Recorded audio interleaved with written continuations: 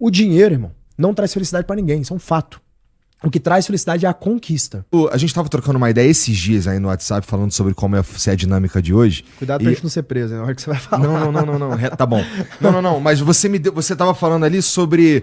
A gente tava falando sobre algumas coisas, e aí teve uma mensagem que você faz ali uma parada que eu também acredito que seja dessa forma, que é como se distribui a, entre aspas, e de forma grosseira, opinião política da sociedade brasileira. Perfeito. Né? Então a gente tem ali um terço, mais ou menos, que tá de um lado, um terço Não é nem um terço, é 30% de esquerda, 30% de direita e 40% de centro, que a gente chama de swing voters. Sim. E essas pessoas, elas tomam suas decisões de voto com base nos temas do momento. Na última eleição, os temas... Antes de tu embarcar total, só vou te dizer por que eu tô falando isso. Essa análise de olhar como... Cara, se a gente não ter um herói como o Bolsonaro ou como o Lula, assim, pessoal, sabe? Eu acho que a gente pode gostar das ideias, mas quando a gente pega esse conjunto e coloca num avatar, a gente perde porque a gente começa a defender tudo que esse avatar faz, que é essencialmente uma burrice, na minha opinião. Plenamente, irmão. Mas aí agora tu pode continuar. Não, só pegar esse teu ponto, que eu tava falando. Que eu concordo plenamente. Tanto que o que eu sempre falo para as pessoas que estão ao meu redor, eu falo assim, cara, não defenda pessoas, defenda ideias. Porque as pessoas são falhas. O homem é falho. A única pessoa que não é falha no mundo foi Jesus Cristo, nem tá aqui mais. Ele, eu defendo ele. Agora o resto eu defendo ideias. Existem ideias do Bolsonaro que eu concordo, existem ideias do Bolsonaro que eu discordo. Cara, eu vou surpreender a internet agora. Existem ideias do Lula que eu concordo. A maioria eu discordo. Natural. Por exemplo, eu concordo que o sujeito que é miserável e que tá numa espiral de pobreza, que ele tá na pobreza extrema, ele precisa de um auxílio para sair dessa espiral. Ele não tem valor pro Brasil em estar na espiral do poder. Na espiral da pobreza. Eu preciso que ele consiga comprar um sapato, se vestir melhor, se educar e arrumar um emprego. O que eu discordo da ideia que o PT implanta? Ele usa benefício social como sequestro eleitoral. Então ele mantém as pessoas ali, não na pobreza extrema, mas na pobreza, para que esse cara dependa de benefícios sociais. Logo ele fala, cara, eu não vou votar em outro candidato, senão eu vou perder meu benefício social. Nessa aí você tem 50% da população brasileira hoje, produtiva, em benefício social. Isso é ruim pro país. Eu preciso que essa 50%, irmão. Tá. Eu preciso que essa pessoa ascenda. Eu preciso que ela faça um curso no Senai, que ela faça alguma profissionalizante e ascenda. Eu preciso de mão de obra. Cara, você vai conversar... Pô, eu posso falar isso com propriedade, que eu tenho 77 mil empresas como clientes. Todos os setores, tamanhos e regiões são meus clientes. Não existe um só setor que eu não conheça no detalhe e tenha dados para afirmar o que eu tô falando. Então você vai falar com a turma de setor de serviço, construção civil, por exemplo, o cara fala, cara, não tem mão de obra. Não tem mais mestre de obra, não tem bom pedreiro. Não tem, tá faltando mão de obra. Então um país onde a gente está entrando numa escassez de mão de obra e a gente tem 50% da população ali em benefício social, cara, isso é gravíssimo para a economia. Gravíssimo. Né? Isso eu discordo. Então, essencialmente, a gente está falando que se você é uma pessoa razoável e você é uma pessoa de esquerda, é que eu nem gosto de falar de esquerda e direita, que tem 50 tons de esquerda e 50 tons de direita. Eu estou fazendo uma redução aqui para facilitar para nossa conversa, tá? Só deixar esse disclaimer aqui. Mas se você é uma pessoa de esquerda ou uma pessoa de direita, a gente discorda do como. O que a gente concorda. Por exemplo, eu não consigo imaginar uma pessoa razoável que concorda que as pessoas deveriam passar fome. Ninguém concorda com isso. A gente discorda qual é a forma de tirar essas pessoas de lá e como elas deveriam viver após isso. Acabei de dar um exemplo aqui. Eu não consigo imaginar qualquer pessoa razoável que concorda que uma pessoa deveria ser assaltada. Apesar da gente já ter tido declarações aí de líderes de Estado falando que tá tudo bem um cara roubar o celular para tomar uma cervejinha. Eu não acho isso razoável, certo? Então, acho que uma pessoa razoável não concorda com isso. As pessoas discordam na forma como resolver esse problema. Uma pessoa de direita vai ter uma visão, a de esquerda vai ter outra. Tá tudo bem te discordar no como. Essa é a essência da democracia. Não quer dizer que eu gosto desse sistema, mas é a essência da democracia.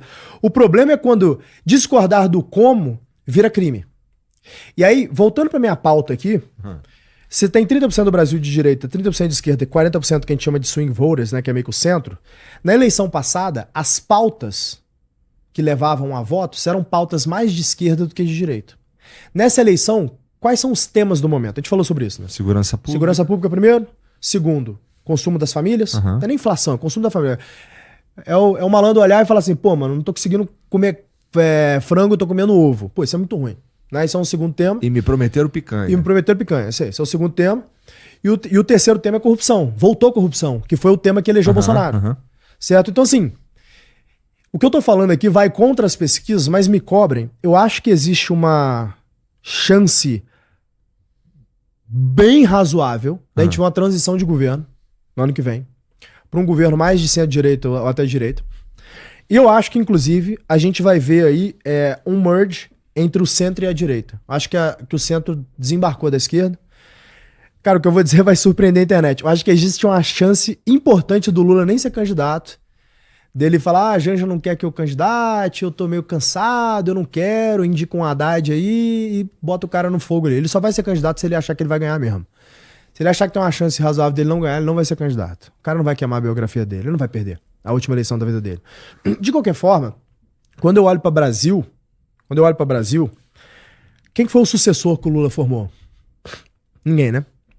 Pois é um cara muito egóico, né? Não conseguiu formar um sucessor. Tanto que tiveram que tirar ele da cadeia, voltar ele para poder tirar o Bolsonaro do poder, porque ninguém conseguia fazer isso. Agora, e a direita? A gente tem uma geração de excelentes governadores. Tarcísio, Zema, Caiado, Ratinho Júnior. Cara, um cara mais de centro, mas que eu guardo do trabalho dele, o Eduardo Leite, ali do Rio Grande do Sul. Tem gente, cara, boa. Tem uma safra de governadores. O Brasil nunca teve uma safra tão boa de governadores.